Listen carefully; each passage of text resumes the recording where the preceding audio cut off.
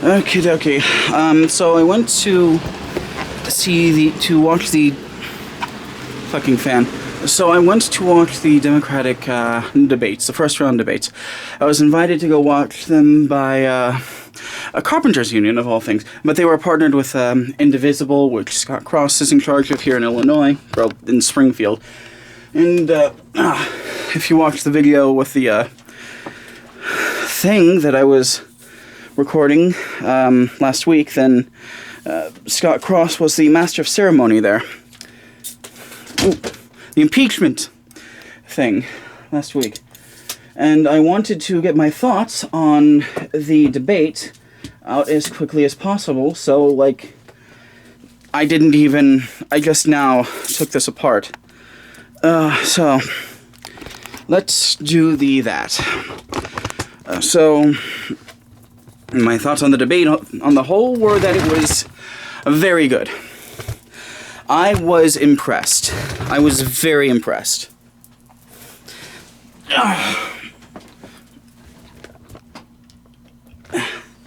I was worried when they said that it was going to be like 10 people, that it was going to be this nicey, you know, oh, everybody gets a turn to talk sort of bullshit. But no, people were yelling at each other and screaming at each other. Talking over each other. And that's exactly what you want, because that shows what's really important to the candidates.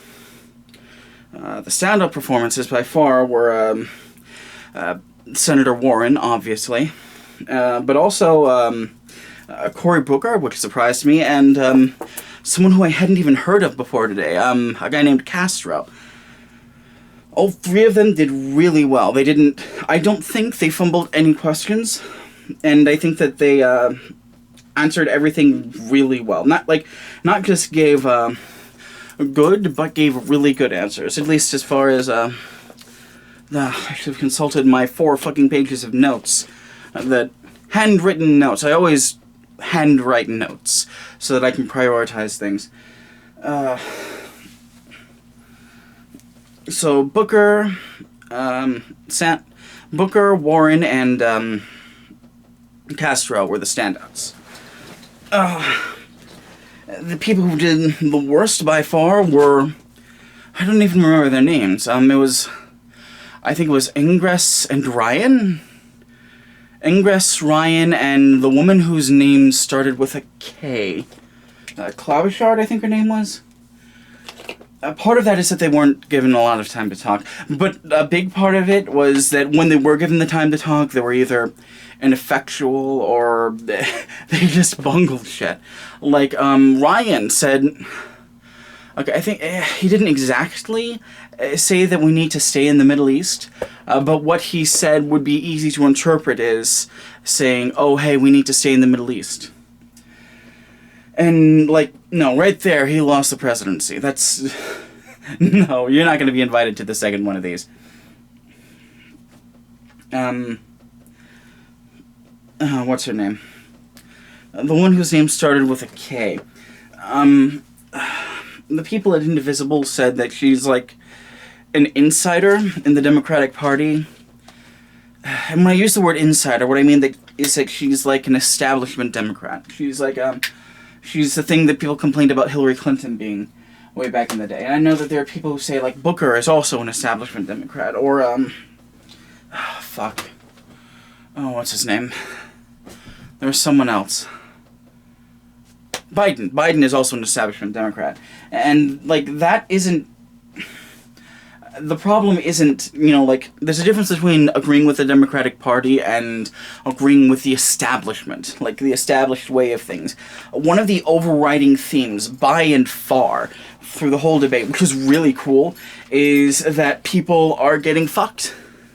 Ordinary people are getting fucked. Everyone who was asked about the economy said that the economy is not working for average people, and that it needs to start working for average people. Everyone said that. It was great. My heart jumped.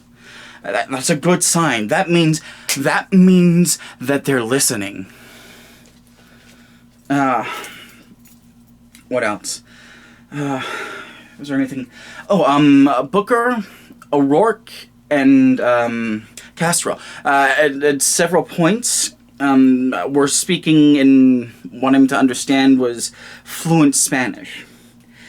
And I thought that was kind of cool. Like, I don't speak Spanish, in spite of my best efforts, but, like, it's good that we have people who at least are trying to be cued into the needs of people who aren't just white men. Rich white men.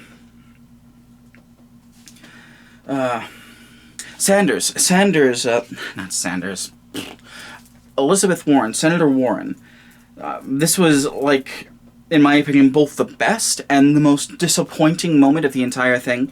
Warren was asked what she would do about gun crime, in so many words, and she said, the real problem with gun crime, we need to treat it as a public health issue, and there is literally legislation preventing us from treating it like a public health issue.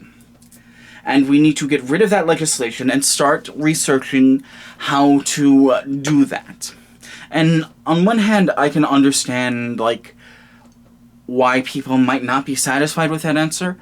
But on the other hand, that's actually literally true. That is a 100% factually accurate statement.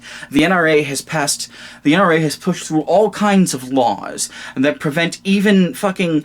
there are even laws preventing FOID card users from their names and their information from being stored on electronic records. And this is not new stuff. Like, back when Hurricane Katrina hit...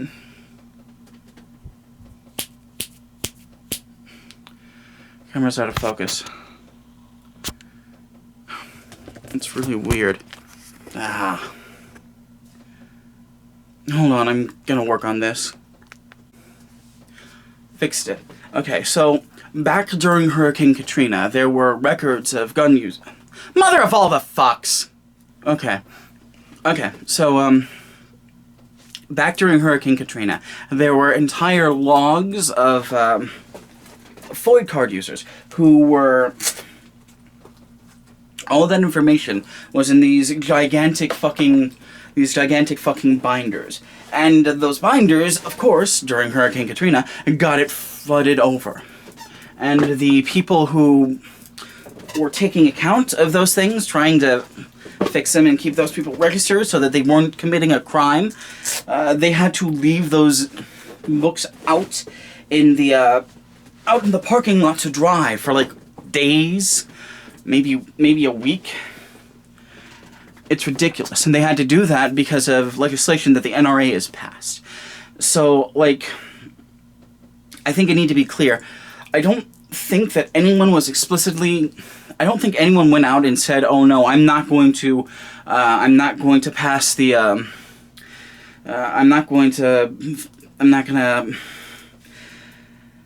I don't think anyone said that they weren't in support of background checks or banning assault rifles, the assault rifle ban.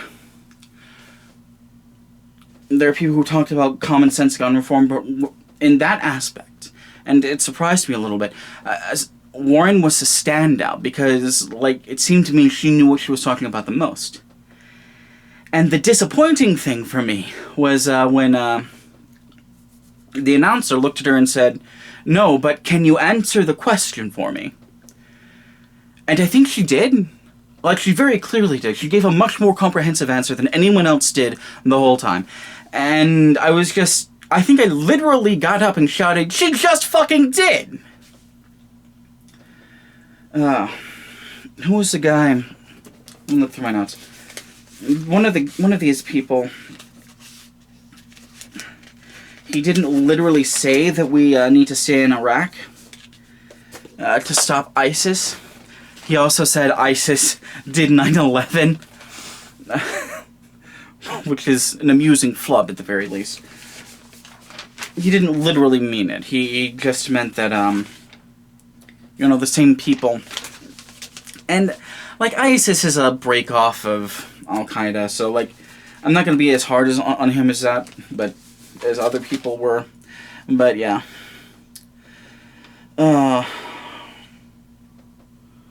Ryan from Iowa said that if we aren't engaged in the Middle East, the Taliban will grow. And I made a note that he blew his campaign right there. O'Rourke responded that, no, he responded with something else. Prosecuting Trump is about not ensuring. Oh yeah, ensuring. Prosecuting Trump is about ensuring precedent, which is exactly what we were saying in that rally that we had on Saturday. So I was good with that. I wasn't disappointed with O'Rourke. Like, I'm not in O'Rourke's camp. I'm not in anyone's camp because I'm a fucking anarchist. But I won't say I was disappointed exactly, but I would say that he was the most average out of all the candidates, and that he didn't perform well enough. He didn't perform badly, but he didn't perform well enough. And I feel like there are a lot of people who were counting on him. There are a lot of people who, like online, I'm vaguely aware that there are people who really like him because of stuff that he did when he was running against Ted Cruz. Let me look through let me look through my notes, see if there's anything interesting. Warren said there's too much consolidation in big businesses, and that, she said laws already exist to fight corporate consolidation and corporate mismanagement. It's just that no one in the government is doing anything about it. Warren was on point, like, the whole fucking time. Like, she was bam, bam, bam, except, like, at the very end, we had a bingo sheet, an Elizabeth Warren bingo sheet that I didn't fill out because I was too busy taking notes. And I think the thing I wrote on, everyone had a summation.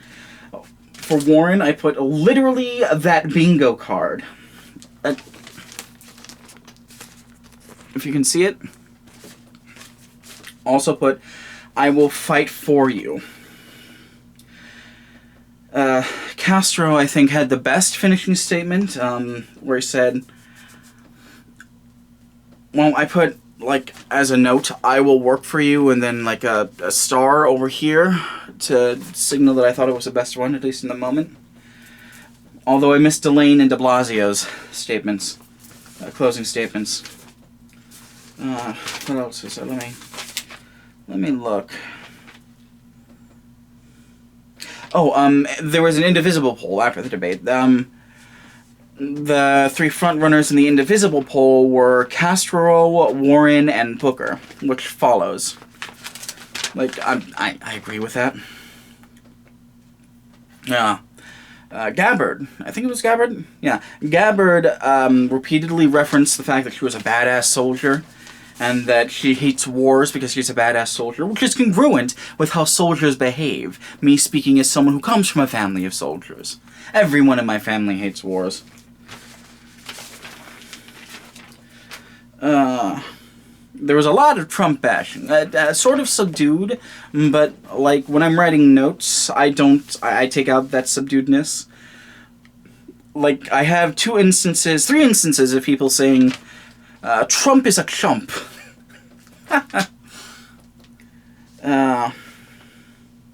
Warren said that children don't just die in mass shootings. That was what she was leading in with her, how we need to look at gun violence in a holistic way, how we need to look at it as a public health issue, which we're not being allowed how to do. No, she did. She did touch on how people aren't allowing people to, the government to look into gun violence because of legislation. Booker, when he was talking about that, said, why aren't we talking about... Oh, no, he was talking about, LGBT stuff. He said, why aren't we talking about how LGBT folk are being lynched? That's the word he used. Lynched. That's the strongest language I saw in the entire debate. And that's noteworthy, because language is important. The strongest language, people use strong language when they have a point they want to get across. And Castro repeatedly interrupted O'Rourke and told, they were having this back and forth about detention centers. And Castro was saying, listen, there's a specific law, and you give me a minute, I made note of it. No. No. Maybe.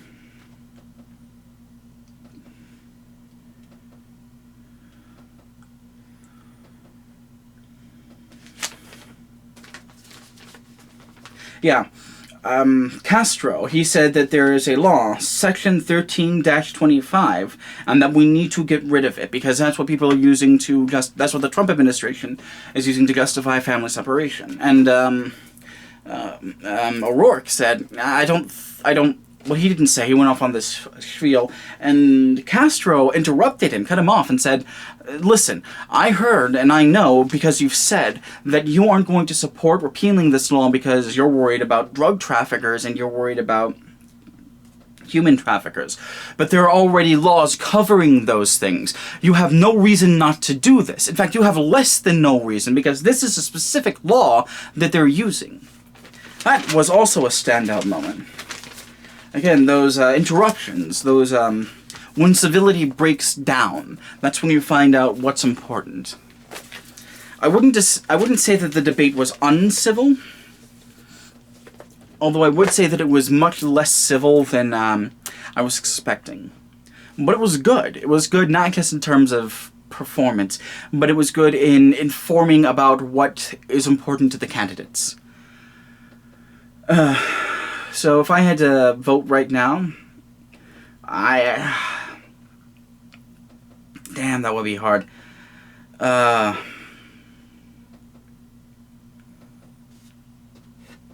It'd be a toss-up between Warren and Castro, because both of them did really good. Booker did really good too, but not quite as good, and I'm much more unsure about him because I'm much more familiar with him and his ties to big businesses. Although he did say that we should put CEOs in jail. Although I didn't believe him when he said that. So, yeah. Those are just my thoughts right off the top of my head. Barely looked at my fucking notes. So, yeah. My apartment is looking a little better. Like, this area isn't quite there yet because the worst was way over there. But, yeah. I should be ready to record again. I'm gonna take care of all of this probably tomorrow. Or tonight. One of the two. I don't know how long I'm going to stay up. If I stay up, it's tonight. If I don't stay up, then it's tomorrow. And then I'll probably record both the cops video and the my relationship with God video. And I'm sorry that the cop video has been so late. It's just been a bunch of shit just fell on top of me at once. But before I do either of those things, the next video that I'm going to make, I was invited to watch these debates, and there's two of them. And I'm going to watch the other one and give you my off-the-cuff thoughts on that. Then after that I might, like, go back to my notes and go back and watch them again and reevaluate my positions. But this is my off-the-cuff sort of things. And tomorrow is going to be tomorrow around the same time as this is going to be my off-the-cuff thoughts on the second Democratic debate. So look forward to that. And until we get there, take care of yourselves, alright?